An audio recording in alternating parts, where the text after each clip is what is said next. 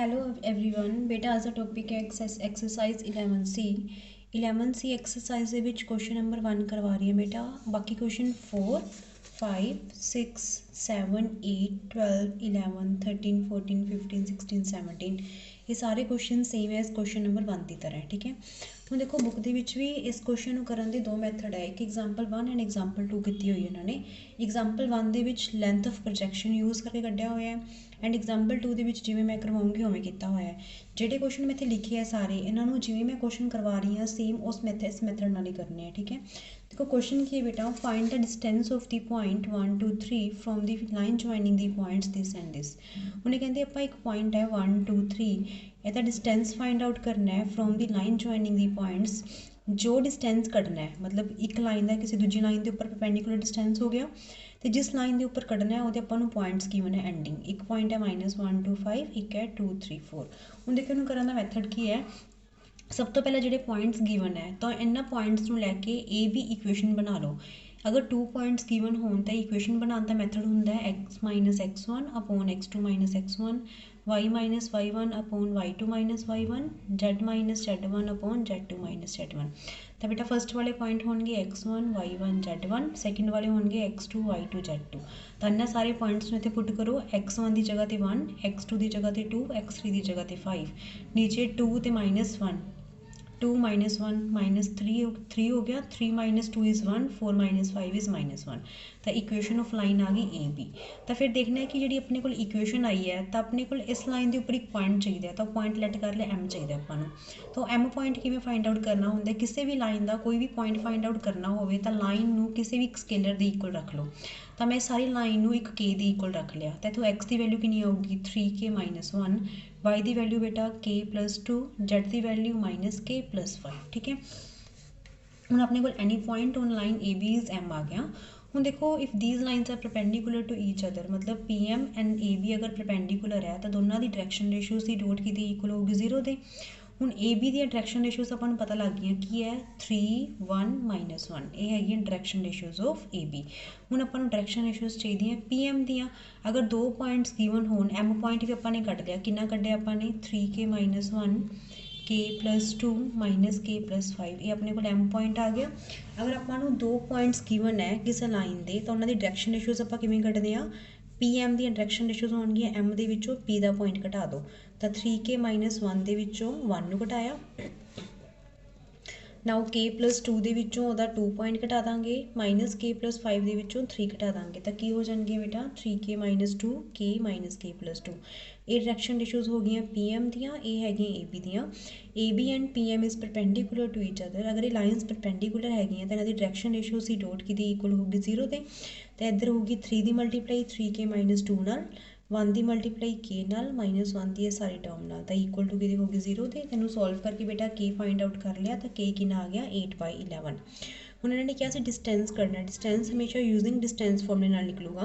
हूँ जो के पॉइंट आया इतने पुट कर दो इतने के की वैल्यू पुट कर लो इतने भी तो इतने भी तो एम पॉइंट अपने को आ जाऊगा पी पॉइंट अपने को ऑलरेडी गिवन है एम पॉइंट आप कट लिया के की वैल्यू पुट करके तो पी तो एम का डिस्टेंस कढ़ा आप यूजिंग डिस्टेंस फॉर्मूला लगा के ठीक है।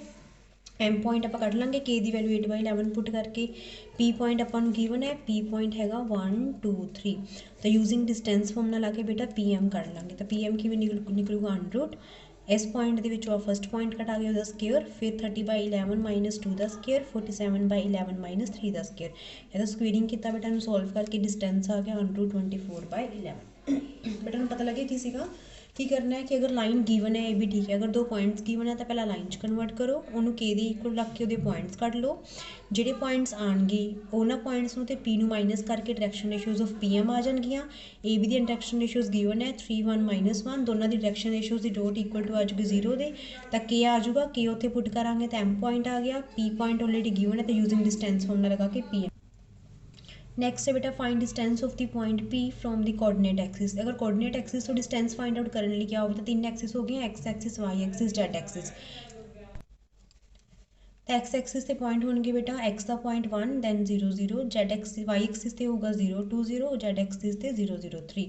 तो आप की करना है पी ए फाइंड आउट करना है पी बी करना है तो पी सी ये तो सीधा निकल जूगा यूजिंग डिस्टेंस फॉर्मूला लगा के ठीक है।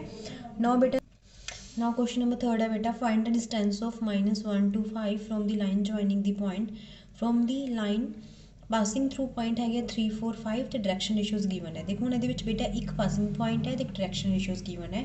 ਸੇਮ ਕੁਐਸਚਨ ਇਹ ਕੁਐਸਚਨ ਨੰਬਰ 1 ਨਹੀਂ ਹੈ, ਬਟ ਥੋੜਾ ਜਿਹਾ ਇੱਥੇ ਫਰਕ ਪੈ ਗਿਆ ਕਿ ਇਹਨੂੰ ਬਣਾਉਣਾ ਕਿਵੇਂ ਹੈ।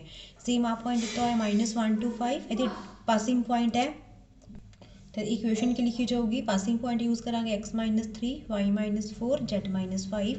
डायरेक्शन रेशियोज ऑलरेडी गिवन है तो नीचे पहले तो नीचे 2 दैन -3 दैन 6। इनू सॉल्व उवें करना बेटा के दी इक्वल लग के सारा कुछ जिवें क्वेश्चन नंबर 1 ਦੇ ਵਿੱਚ कराया इस तो बाद। ठीक है, नाउ इस तो बाद नाउ बेटा इस तो बाद है क्वेश्चन नंबर 9। क्वेश्चन नंबर 9 है find the perpendicular distance of N angular point of a cube from the diagonal which does not pass through that angular point. मतलब देखो ये क्यूब हो गया, क्यूब के विच की हुंदा है कि ऑल साइड से जी लेंथ होंगी है सेम होंगी है। ए वाला पॉइंट ओरिजन हो गया 0 0 0, पी पॉइंट हो गया ए एक्स वाई एक्सिस से पॉइंट 0 ए 0, एक्स जेड एक्सिस से 0 0 ए, एक्स एक्सिस से ए 0 0।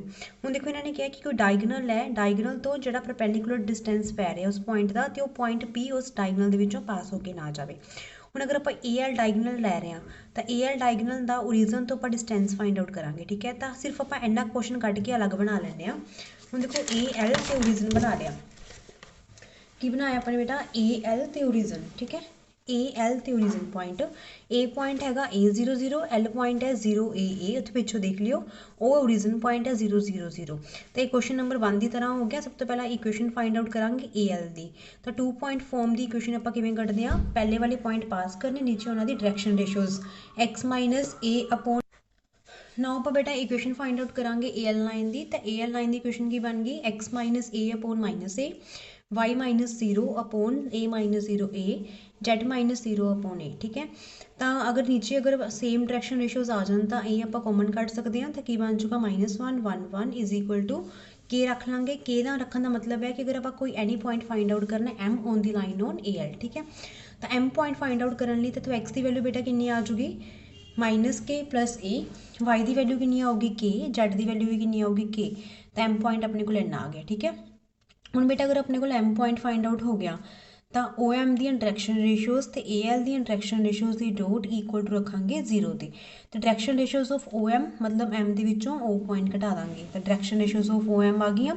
ਡਾਇਰੈਕਸ਼ਨ ਰੇਸ਼ੀਓਜ਼ ਆਫ ए एल ਕਿਵੇਂ ਕੱਢਾਂਗੇ, एल ਦੇ ਵਿੱਚੋਂ ओ ਪੁਆਇੰਟ ए ਪੁਆਇੰਟ ਘਟਾ ਕੇ।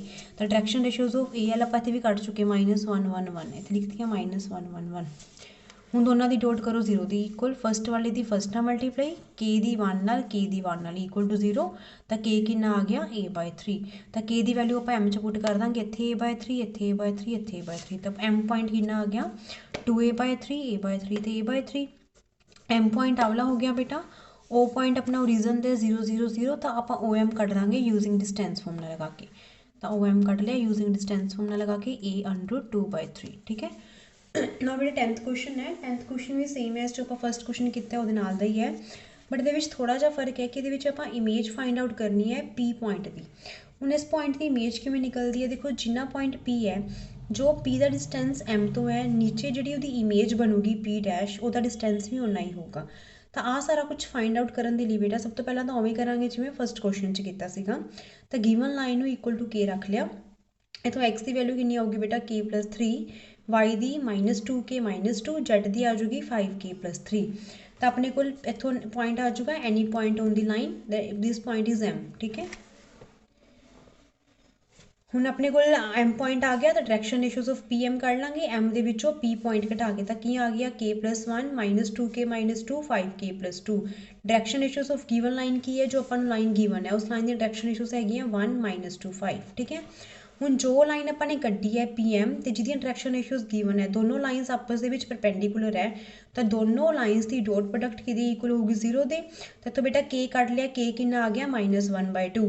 तो जो अपने को के निकलता होंगे कितने पुट करना होंगे एम की जगह पर। एम की जगह पर जिथे भी के है उत्थे के की वैल्यू पुट कर देंगे आप, जिथे जिथे के आ उत्थे उहदी जगह पर पुट कर देंगे -1/2। तो एम पॉइंट की आ गया अपने को 5/2 -1 1/2। हूँ देखो बेटा पी पॉइंट गिवन है 201, एम पॉइंट आप कट चुके हैं, M is the mid point of P dash. P dash point की होगा अल्फा बीटा गामा। हूँ देखो बेटा अगर अपने P dash point find out करना है तो यूजिंग मिड पॉइंट रूल लगा लाँगे। तो मिड पॉइंट की सीगा 2 + α/2 = 5/2। तो इतों अल्फा की वैल्यू बेटा कितना होगी 2 ਨਾਲ 2 cancel out and alpha is 3। Next ਹੈ ਬੇਟਾ 0 + ਬੀਟਾ ਅਪੋਨ 2 = -1, ਤੇ ਤੋਂ ਬੀਟਾ ਦੀ ਵੈਲਿਊ ਆ ਗਈ -2। ਨਾਓ ਨੈਕਸਟ ਬੇਟਾ ਗਾਮਾ + 1 ਅਪੋਨ 2 = 1/2, 1 ਨਾਲ 1 2 ਨਾਲ 2 ਕੈਂਸਲ, ਤਾਂ ਗਾਮਾ ਆ ਗਿਆ 0। ਤਾਂ ਪੀ ਡੈਸ਼ ਪੁਆਇੰਟ ਬੇਟਾ ਕੀ ਆ ਗਿਆ ਆਪਣਾ 3 - 2 0, and this point is the image of the point P, and here M is the mid point of PP dash. ਹੁਣ ਦੇਖੋ ਬੇਟਾ ਇਮੇਜ ਵਾਲਾ ਕੁਐਸਚਨ ਹੋ ਗਿਆ ਜੋ ਫਸਟ ਕੁਐਸਚਨ ਕਰਾਇਆ, ਐਂਡ ਜੋ ਸੈਕਿੰਡ, ਥਰਡ ਐਂਡ ਫੋਰਥ ਕਰਵਾਇਆ ਹੈ। ਬਾਕੀ ਸਾਰੇ ਕੁਐਸਚਨ ਸਿਮਿਲਰ ਹੀ ਹੈ, ਤੇ ਇਹ ਕੁਐਸਚਨ ਤੁਸੀਂ ਖੁਦ ਟਰਾਈ ਕਰਨੇ, and if you have any doubt then you can ask me.